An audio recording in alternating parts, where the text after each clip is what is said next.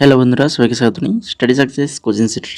বন্ধুরা, তোমাদের জন্য আবার চলে এসেছে কিন্তু আর একটি গুরুত্বপূর্ণ এসএসসি এমটিএস 2024-এর জন্য 50টি জিকে এবং জিএসের প্রশ্ন উত্তর নিয়ে।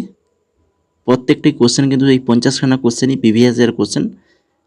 বিগত বছরে যে সকল কোশ্চেনগুলো এসেছিলো সেই কোশ্চেনগুলো নিয়েই আলোচনা করবো তোমাদের সঙ্গে। তো এটা আমাদের আজকে কিন্তু ক্লাস নম্বর 9 নম্বর ক্লাস। এটা এর আগে 8খানা ক্লাস হয়ে গেছে, তো যারা দেখোনি তো অবশ্যই দেখে নেবে। এবং সেই সঙ্গে আমাদের টেলিগ্রাম চ্যানেল রয়েছে স্টাডি সাকসেস কোচিং সেন্টার, এখানে যুক্ত হয়ে যাও।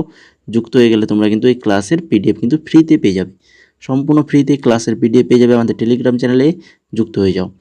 এখনও যারা কিন্তু টেলিগ্রামে যুক্ত হওনি, মানে টেলিগ্রামে গেলেই কিন্তু তোমরা দেখতে পাবে এটা আমাদের পিডিএফ দেওয়া রয়েছে। অলরেডি অনেক পিডিএফ দিয়ে দিয়েছি, ওয়েস্ট বেঙ্গল পুলিশেরও পিডিএফ দেওয়া রয়েছে। যদি কালেক্ট করতে চাও তো ফ্রিতে কালেক্ট করতে পারবে। একদম উত্তর দেওয়া আছে, প্রত্যেকটা কোশ্চেনের উত্তর মার্ক করে দেওয়া আছে, একের পর এক কোশ্চেন, যেভাবে আমরা ক্লাসে আলোচনা করাই সেইভাবেই। এবার দেখো আজকে ক্লাসের প্রথম কোশ্চেন, নিম্নলিখিতদের মধ্যে কে সিলেকশন ডে বইটির লেখক? সিলেকশন ডে বইটির লেখক হচ্ছেন অরবিন্দ আদিগা। অপশান নম্বর 4 সঠিক অ্যান্সার। এছাড়া দেখে নাও আমিষ ত্রিপাঠীর লেখা শিবত্রয়ী কাহিনী, নাগ রহস্য, বায়ুপুত্রদের শপথ উপন্যাসগুলির মধ্যে জনপ্রিয়। এগুলো কিন্তু প্রত্যেকটাই আমিষ ত্রিপাঠী, শিবত্রয়ী কাহিনী, নাগ রহস্য এবং বায়ুপুত্রদের শপথ। তারপরে দেখো বিক্রম সেটের খুবই গুরুত্বপূর্ণ উপন্যাস রয়েছে এ সুটেবল বয়, আর হচ্ছে দ্য গোল্ডেন গেট। আর চেতন ভগবতের কি রয়েছে না হচ্ছে 5 পয়েন্ট সামওয়ান। তারপরে আছে one night @ a call centre, the 3 mistakes of my life, আর 2 states, the story of my marriage. আর রয়েছে রিভলিউশন 2020 এবং হাফ গার্লফ্রেন্ড। এগুলো প্রত্যেকটাই রয়েছে কার? চেতন ভগবতের। এগুলো একটু ভালো করে মনে রাখবে। তারপর দেখো 2 নম্বর কোশ্চেন, নিম্নলিখিত সংস্কারকদের মধ্যে কে প্রাথমিকভাবে কলকাতায় মেয়েদের জন্য একটা স্কুল স্থাপন করেছিলেন? তিনি হচ্ছেন ঈশ্বরচন্দ্র বিদ্যাসাগর। তারপরে 3 নম্বর কোশ্চেন, ভারতের সংবিধানের কোন অনুচ্ছেদে গ্রাম পঞ্চায়েত সংগঠনের কথা বলা হয়েছে? গ্রাম পঞ্চায়েত সংগঠনের কথা বলা হয়েছে অনুচ্ছেদ 40-এ। ভুটানে কোন ধর্মের অনুসারী সর্বাধিক? ভুটানে রয়েছে বৌদ্ধ ধর্মের অনুসারী সর্বাধিক রয়েছে। ভারতীয় শিবাজি এবং কনক রেলে ড্যাশ নৃত্যের পারদর্শী ব্যক্তিত্ব? ভারতী শিবাজি এবং কনক রেলে, এরা দুজনেই কিন্তু রয়েছে মোহিনী আট্টম নৃত্যে পারদর্শী। নিম্নলিখিতদের মধ্যে কে একজন ভারতনাট্যম এবং কথাকলি নৃত্যশিল্পী? তিনি হচ্ছেন মৃণালিনী সারাভাই। এছাড়া দেখে নাও শোভনা নারায়ণ, যিনি একজন বিখ্যাত ও স্বীকৃত ভারতীয় কত্থক নৃত্যশিল্পী শোভনা নারায়ণ। সোনাল মানসিং, যিনি হচ্ছেন ভারতনাট্যম এবং ওড়িশি নৃত্যশিল্পী। এবং পদ্মা সুব্রমণ্যম, একজন ভারতীয় শাস্ত্রীয় ভারতনাট্যম নৃত্যশিল্পী। তো এই 3 জনের নামও কিন্তু মনে রাখবে, এগুলো থেকে কিন্তু কোশ্চেন আসে। তারপরে দেখো 7 নম্বর, ভারতীয় বিপ্লবের জননী কাকে বলা হয়? মাদার অফ ইন্ডিয়ান রিভলিউশন বলা হয়ে থাকেন মাদাম কামা। ভারতীয় মহিলা হকি দলের প্রাক্তন অধিনায়ক ড্যাশ ভারতীয় ক্রীড়াতে অবদানের জন্য এবং খেলোয়াড়দের প্রজন্মকে অনুপ্রাণিত করার জন্য BBC লাইফ টাইম অ্যাচিভমেন্ট অ্যাওয়ার্ডে ভূষিত হয়েছে? কোন ভারতীয় হকি দলের প্রাক্তন অধিনায়ক? মহিলা হকি দলের প্রাক্তন অধিনায়ক তিনি হচ্ছেন প্রীতম সি ওয়াচ। তারপরে দেখো 9 নম্বর, নিম্নলিখিতদের মধ্যে কোন উপন্যাসটি লেখকের সাথে সঠিকভাবে সম্পর্কিত? কোনটা সঠিকভাবে মিলছে, আর বাকিগুলো সবই ভুল রয়েছে। একটাই মাত্র মিলছে, সেটা হচ্ছে এই যে দ্য নেমস্যাক, এটা ঝুম্পা লাহিড়ী, এটাই একমাত্র সঠিক রয়েছে, বাকিগুলো ভুল রয়েছে। দেখো আর কে নারায়ণের যদি আমরা দেখি উপন্যাসগুলো কী কী রয়েছে, Malgudi days, the bachelor of arts, the dark room, the English teacher, the guide, স্বামী অ্যান্ড ফ্রেন্ডস, প্রত্যেকটি কিন্তু ইম্পর্টেন্ট আর কে নারায়ণের। বিক্রম শেঠের দ্য সুটেবল বয় খুবই ইম্পর্টেন্ট। অমিতাভ ঘোষের দ্য শ্যাডো লাইন্স, আর খুশবন্ত সিংয়ের ট্রেন টু পাকিস্তান। যতগুলো এখানে উপন্যাস তোমরা দেখতে পাচ্ছ প্রত্যেকটাই কিন্তু খুবই ইম্পর্টেন্ট উপন্যাস। তারপরে দেখো 10 নম্বর, সমস্ত জৈন উৎসবগুলির মধ্যে সবচেয়ে বিখ্যাত মস্তকাভিষেক প্রতি 12 বছর অন্তর কর্ণাটকের ড্যাসেতে দিগম্বর পবিত্র কমপ্লেক্সে পালন করা হয়। সঠিক অ্যান্সার অপশান নাম্বার 2, শ্রাবণ বেলাগোলাতে, কর্ণাটকের শ্রাবণ বেলাগোলাতে দিগম্বর পবিত্র কমপ্লেক্সে পালন করা হয়। তারপরে দেখো 11 নম্বরে, ভারতের সংবিধানের কোন অনুচ্ছেদে মৌলিক অধিকার প্রয়োগের জন্য সুপ্রিম কোর্টে যাওয়ার অধিকারের নিশ্চয়তা দেওয়া হয়েছে? মৌলিক অধিকার প্রয়োগের জন্য সুপ্রিম কোর্টে যাওয়ার অধিকারের নিশ্চয়তা দেওয়া হয়েছে, এটা হচ্ছে অনুচ্ছেদ 32 নম্বর অনুচ্ছেদে বলা হয়েছে। এরপর দেখো 12 নম্বরে কী রয়েছে, মাধবপুর মেলা ড্যাশে অনুষ্ঠিত হয়। মাধবপুর মেলা এটা হয়ে থাকে পোরবন্দর, গুজরাটের পোরবন্দরে হয়ে থাকে। ভারত স্তূপ নিম্নলিখিত কোন রাজ্যে অবস্থিত? মধ্যপ্রদেশ রাজ্যে রয়েছে। কোন অনুবীক্ষণিক এককোষী সালোক সংশ্লেষকারী জীবগুলি সমুদ্রের প্রাথমিক উৎপাদক হিসেবে পরিচিত, যে জীবগুলি জলজ খাদ্য শৃঙ্খলের ভিত্তি তৈরি করে? কোন অনুবীক্ষণিক এককোষী সালোক সংশ্লেষকারী জীব? ফাইটোপ্ল্যাঙ্কটন। সঠিক অ্যান্সার অপশন নাম্বার 3, ফাইটোপ্ল্যাঙ্কটন। ভারতে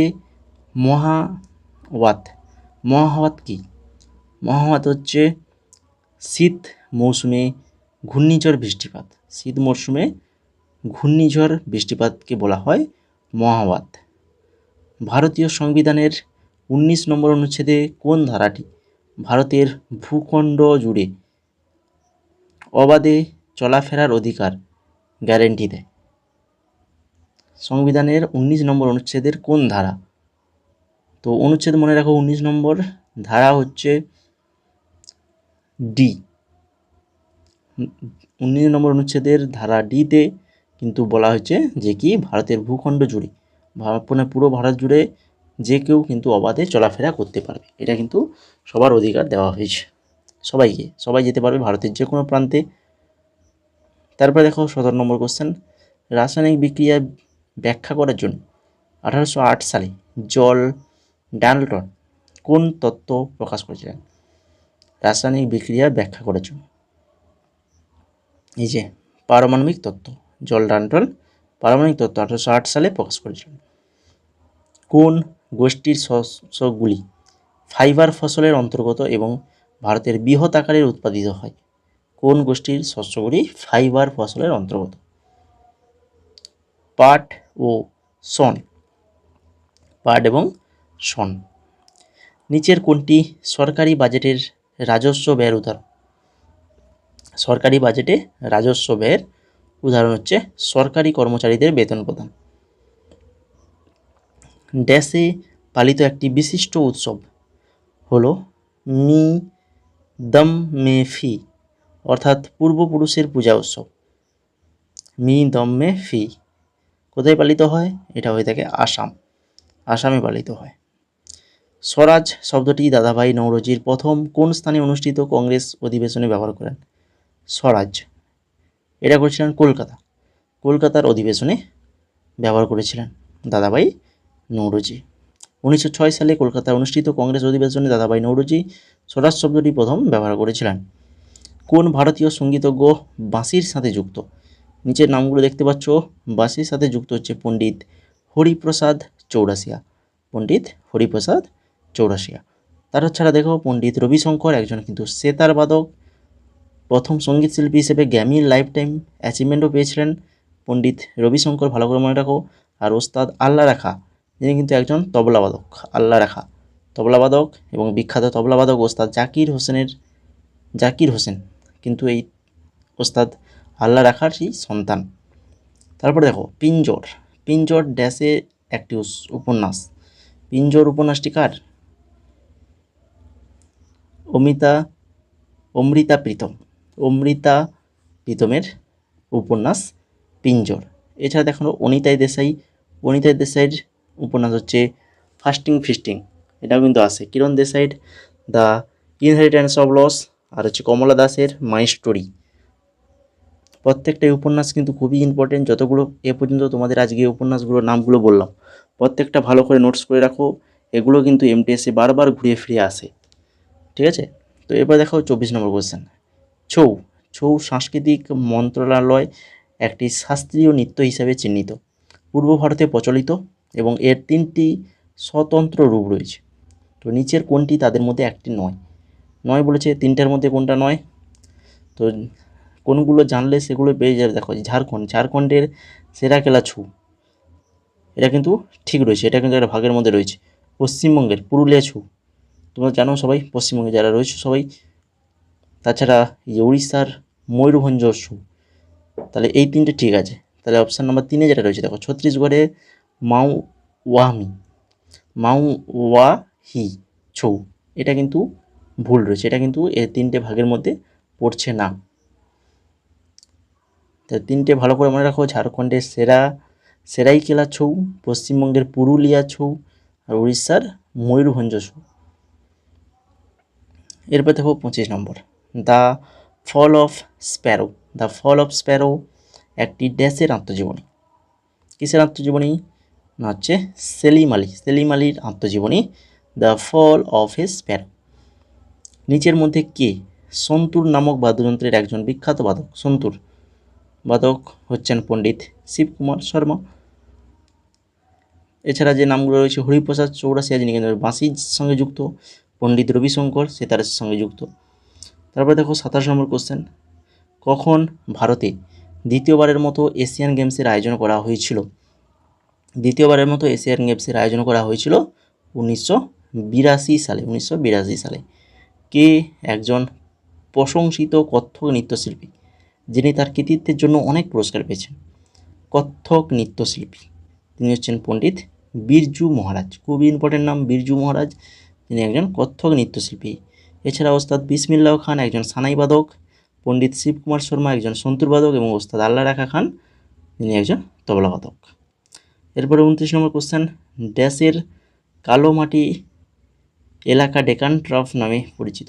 কালো মাটি এলাকা কী নামে পরিচিত? ডেকান ট্রাফ। কোথাকার? এটা হচ্ছে উপদ্বীপীয় মালভূমির কালো মাটি। তারপরে দেখো রিখুমপাডা নৃত্য নিচের কোন রাজ্যে অন্তর্গত? রিখুমপাডা নৃত্য এটা হয়ে থাকে অরুণাচল প্রদেশে হয়ে থাকে। তারপরে 31 নম্বর, নিচের মধ্যে কে ইন্ডিয়া গেট ডিজাইন করেছিলেন? ইন্ডিয়া গেটের ডিজাইন করেছিলেন কে? তিনি হচ্ছেন এডউইন লুটিয়েন্স ইন্ডিয়ান গেটের ডিজাইন করেছিলেন। সাহিত্য, বিজ্ঞান, শিল্প এবং সমাজসেবার তাদের শ্রেষ্ঠত্বের ভিত্তিতে কে রাজ্যসভায় সদস্যদের মনোনীত করেন? রাষ্ট্রপতি। অপশান নাম্বার 3 সঠিক answer. British east India company কখন চিরস্থায়ী বন্দোবস্ত চালু করেন? চিরস্থায়ী বন্দোবস্ত চালু হয়েছিল 1793 সালে কর্নওয়ালিস চিরস্থায়ী বন্দোবস্ত চালু করেছিলেন। গান্ধীজির জনপ্রিয় ডান্ডি অভিযান এর সাথেই কোন গণ আন্দোলনের সূচনা হয়েছিল? ডান্ডি অভিযান সাথে শুরু হয়েছিল কোনটা? আইন অমান্য আন্দোলন শুরু হয়েছিল। সবরমতী আশ্রম থেকে লবণ অভিযান বা ডান্ডি অভিযান শুরু হয়েছিল 1930 সালে 12ই এপ্রিল এবং এই অভিযান দিল্লি পৌঁছয় 1930 সালে 6ই এপ্রিল। আর এই আন্দোলনটি লবণ সত্যাগ্রহ বা আইন অমান্য আন্দোলন নামেও পরিচিত। আইন অমান্য আন্দোলনের সূচনাকালে ভারতের ভাইসরয় ছিলেন কে? লর্ড আরউই। এরপরে 35 নম্বর, কোষ প্রাচীরের বেশিরভাগ যান্ত্রিক শক্তির জন্য দায়ী প্রাথমিক কাঠামোগত উপাদান কোনটি? কোষ প্রাচীরের বেশিরভাগ যান্ত্রিক শক্তির জন্য দায়ী প্রাথমিক কাঠামোগত উপাদান সেলুলোজ। Option number 1 cellulose. নিচের কোন রাজার দ্বারা সাঁচি স্তূপের ভিত্তি স্থাপন করা হয়েছিল? সাঁচি স্তূপের ভিত্তি স্থাপন করা হয়েছিল অশোকের দ্বারা। ভারতে সরকারের 3টি স্তর কী কী? আমাদের ভারত সরকারের কয়টি স্তর? এটাও কোশ্চেন আছে। 3টে স্তর মনে রাখবো। সেই 3টে স্তর কী কী? একটা হচ্ছে কেন্দ্রীয় সরকার, তারপরে রাজ্য সরকার এবং স্থানীয় সরকার, যেটা হচ্ছে পঞ্চায়েত প্রধান যে স্থানীয় সরকারগুলো রয়েছে সেটা। কেন্দ্রীয় সরকার, রাজ্য সরকার, স্থানীয় সরকার, তাই কি না? 3 ধরনের ভোট হয়ে থাকে আমাদের। তারপরে দেখো 38 নম্বর কোশ্চেন, নিচের কোন মহাসাগরটি পূর্বে উত্তর আমেরিকা এবং দক্ষিণ আমেরিকা মহাদেশের দ্বারা বেষ্টিত? প্রশান্ত মহাসাগর। প্রশান্ত মহাসাগর, এই প্রশান্ত মহাসাগরটি পূর্বে উত্তর আমেরিকা এবং দক্ষিণ আমেরিকা মহাদেশ দ্বারা বেষ্টিত। উত্তর আমেরিকা এবং দক্ষিণ আমেরিকা মহাদেশ দ্বারা বেষ্টিত প্রশান্ত মহাসাগর। নিচের কোনটি মহাত্মা গান্ধীর আদর্শের উপর ভিত্তি করে একটি নির্দেশমূলক নীতি নয় বলেছে? এটা হচ্ছে এই যে শহরাঞ্চলে শিল্পায়নের প্রচার। তারপরে 40 নম্বর, দ্য জোয়া ফ্যাক্টর বইটির লেখক কে? দেখো আবার একটা খুব ইম্পর্টেন্ট বই রয়েছে, তো এটা হচ্ছে অনুজা চৌহানের লেখা দ্য জোয়া ফ্যাক্টর। কিরণ দেশাইয়ের the inheritance of loss, Sudha Murthy how the earth got its beauty, আর Nandini Bajpai sister of the Bollywood breed, এটা হচ্ছে নন্দিনী বাজপেয়ীর। এরপর দেখো 41 নম্বর কোশ্চেন, নিচের কোনটি পশ্চিম উপকূলের বন্দরের উদাহরণ? পশ্চিম উপকূল বন্দরের উদাহরণ হচ্ছে এই যে মুম্বাই বন্দর। পুরুষদের কাবাডি কোর্টের দৈর্ঘ্য কত মিটার? পুরুষদের যে কাবাডি কোর্ট হয়ে থাকে সেই কাবাডি কোর্টের দৈর্ঘ্য জিজ্ঞেস করছে, দৈর্ঘ্য হচ্ছে 13 মিটার। প্রস্থ যদি জিজ্ঞেস করে বলবে 10 মিটার। মহিলাদের ক্ষেত্রে দৈর্ঘ্য 12, প্রস্থ 8। 43 নম্বর কোশ্চেন দেখো, ড্যাশ রাজ্যে ড্রি উৎসব পালিত হয় কোন রাজ্যে? অরুণাচল প্রদেশে হয়ে থাকে। কার আত্মজীবনীর শিরোনাম অ্যান আনসুটেবল বয়? এটা হচ্ছে করণ জোহারের আত্মজীবনী। এটাও কিন্তু পরীক্ষায় আসে, মনে রাখবে। তারপরে হিন্দু সংস্কার সংগঠন ব্রাহ্ম সমাজ কে প্রতিষ্ঠা করেন? ব্রাহ্ম সমাজ, এটা হচ্ছে হিন্দু সংস্কার সংগঠন, এটাও মনে রাখবে, অনেক সময় কোশ্চেনও আসে। ব্রাহ্ম সমাজ কী জন্য প্রতিষ্ঠিত হয়েছিল, কী কারণ? হচ্ছে হিন্দু সংস্কার সংগঠন এটা, ঠিক আছে। তো প্রতিষ্ঠাতা হচ্ছেন রাজা রামমোহন রায়। 46 নম্বর, পণ্ডিত জানকী প্রসাদ কত্থকের নিচের কোন ঘরানার সাথে যুক্ত? তাহলে পণ্ডিত জানকী প্রসাদ যিনি কিন্তু একজন কত্থক নৃত্যশিল্পী, তিনি কত্থকের বেনারস ঘরানার সাথে যুক্ত। বিখ্যাত পশুপতিনাথ মন্দির কোন দেশে অবস্থিত?